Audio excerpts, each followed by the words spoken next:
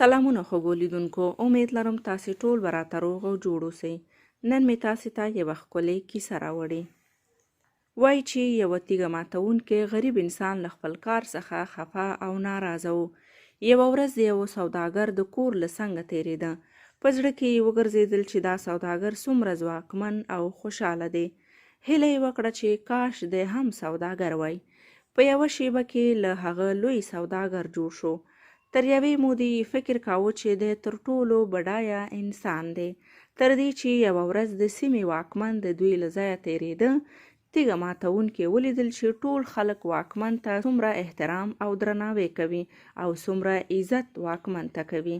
په زړه کې یې د واکمنۍ هیله پیدا شوه. په یو ناڅاپي شیبه کې واکمن شو. ګوري چې په تخت ناست دی او ټول ښاریان ورته لاس په نامه دي. احساس یې وکړ چې تیز لمر یې تنګوي. له ځانه سره یې وویل لمر خو تر ما ډېر ځواکمن دی. کاش چې لمر وای. همداسې وشول. په یوه شیبه کې ترې لمر جوړ شو. ده په خپل ټول توان هڅه وکړه چې ځمکه خورا ګرمه کړي. خو ولیدل چې د وریځو لړۍ پرې رادرومي. د تودوخې او وړانګو مخه یې ډب کوي. په همدې مهال یې فکر وکړ چې وریځې له لمر هم زورورې دي. هیله یې وکړه چې په وریځو بدل شي. په وریځ بدل شو، خو لږه شیبه وروسته توند باد راځي او د وریځو ټوله لړۍ یې وپاشله. هیله یې وکړه چې باد شي ځکه چې باد له وریځې هم ډېر قوي دی. دا هیله یې هم پوره شوه.